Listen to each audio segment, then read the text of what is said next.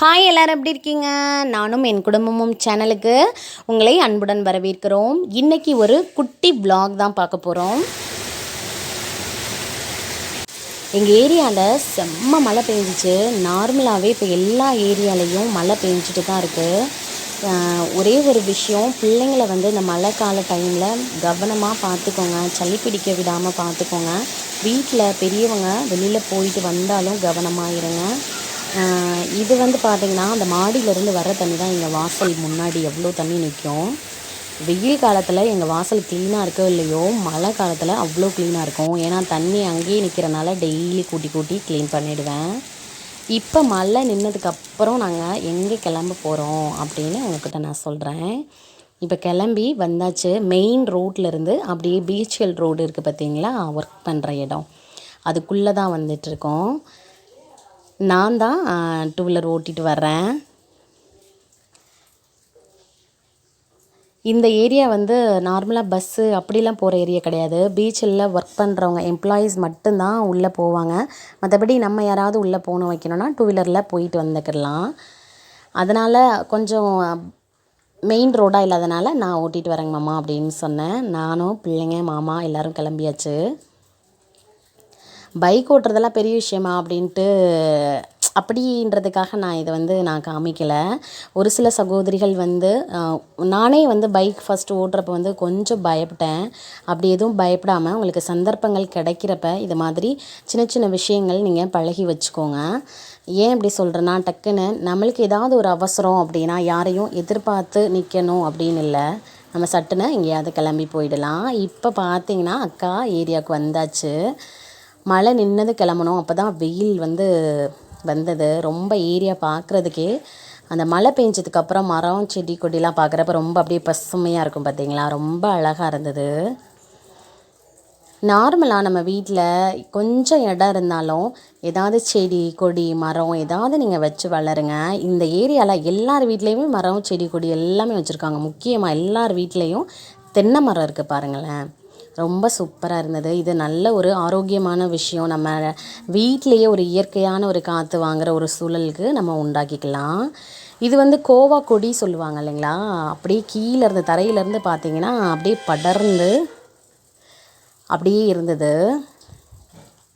கோவாக்காய் கிடைச்சாலும் நீங்கள் கண்டிப்பாக வாங்கி சாப்பிடுங்க. அது நம்மளுக்கு ஆரோக்கியமான விஷயம். இதுதான் எங்கள் அக்காவோட ஏரியா, அதாவது தெருவாக இருக்கும். இங்கே வந்த உடனே என் பிள்ளைங்க 2 பேரும் ஜாலியாகிட்டாங்க. வீட்டிலேருந்து வெளியில் எங்கே கூட்டிகிட்டு போனாலும் ஒரே ஜாலி தான். ஜூடு தட்டாம் பிடிச்சிட்ருக்கான் பாருங்கள். இந்த ஏரியாவில் பார்த்திங்கன்னா எல்லாமே வெளியில் போய் வாங்கணுன்னே இல்லை, மீன் எல்லாமே மளிகை ஜாமான் எல்லாமே இந்த பக்கமே விற்று கொண்டு வருவாங்க. அப்படி தான் இன்றைக்கி நாங்கள் மீன் குழம்பு சாப்பிடலான்ட்டு ஐல மீன் வாங்கியிருக்கோம். ஒவ்வொரு பலசரக்கு ஜாமான் எல்லாமே அக்கௌண்ட்லேயே வாங்கிக்கிற மாதிரி நிறைய பேர் இந்த பக்கம் விற்றுட்டு வருவாங்க. இது ரொம்ப டேஸ்ட்டாக இருக்கும் அப்படின்னு சொன்னனால சரி வாங்கிக்கலாம் அப்படின்னு சொல்லிட்டு தான் மீன் வாங்கி, அப்புறம் மீன் அவங்க வாங்கினவங்களே க்ளீன் பண்ணி கொடுத்துட்டாங்க. இன்றைக்கி நம்ம மீன் குழம்பு எப்படி செய்கிறதுன்னு தான் நம்ம பார்க்க போகிறோம். எங்கள் அக்கா வீட்டு மீன் குழம்பு. இப்போ பாருங்கள், அவங்க க்ளீன் பண்ணி கொடுத்துட்டாங்க. தண்ணிக்குள்ளே போட்டு தான் வச்சுருக்கோம். இது ஒவ்வொன்றா க்ளீன் பண்ணதுக்கப்புறம் உங்களுக்கு நான் காமிக்கிறேன் பாருங்கள்.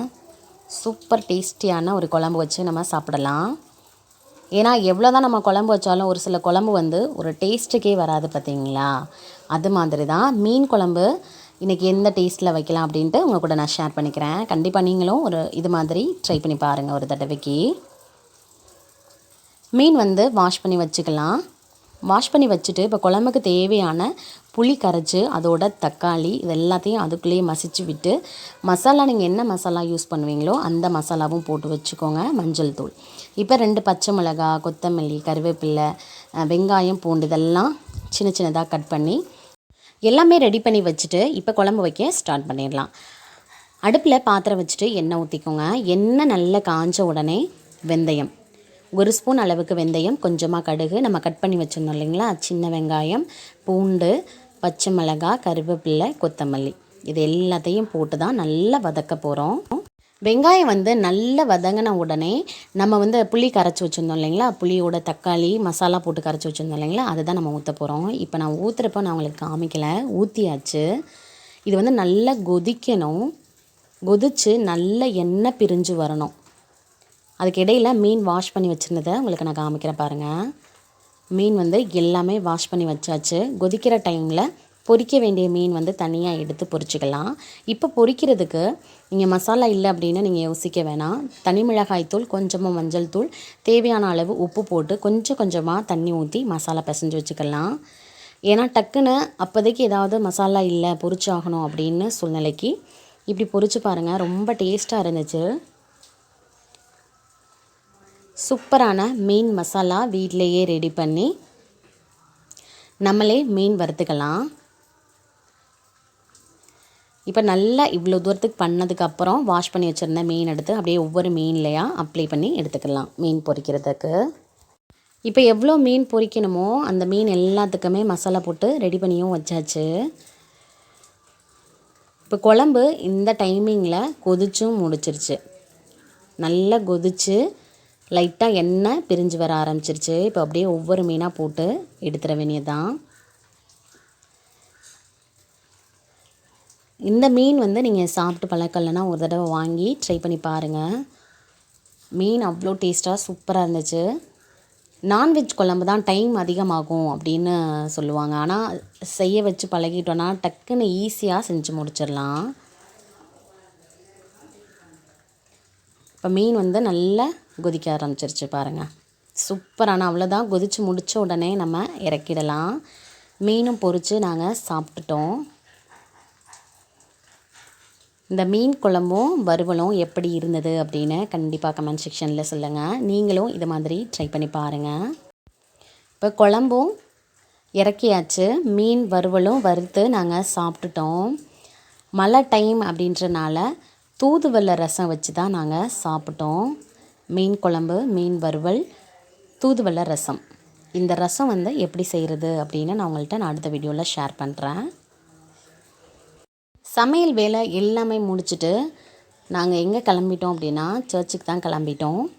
அக்கா இருக்கிற ஏரியாலேயே ஒரு 2-3 ஸ்ட்ரீட் தள்ளி சர்ச் இருக்குது. இந்த வீடியோ இதோட முடியுது. இந்த வீடியோ உங்களுக்கு பிடிச்சிருந்துச்சு அப்படின்னா ஒரு லைக் பண்ணிக்கோங்க, ஷேர் பண்ணிக்கோங்க, மறக்காமல் சப்ஸ்கிரைப் பண்ணி பக்கத்தில் உள்ள பெல் பட்டனையும் கிளிக் பண்ணி ஆல் அப்படிங்கிற ஆப்ஷனையும் கிளிக் பண்ணி வச்சுக்கோங்க. அப்போ தான் அடுத்தடுத்து போடுற வீடியோ உங்களுக்கு நோட்டிஃபிகேஷனாக வரும். நீங்களும் தொடர்ந்து வீடியோ பார்க்கலாம். Thank you. Bye.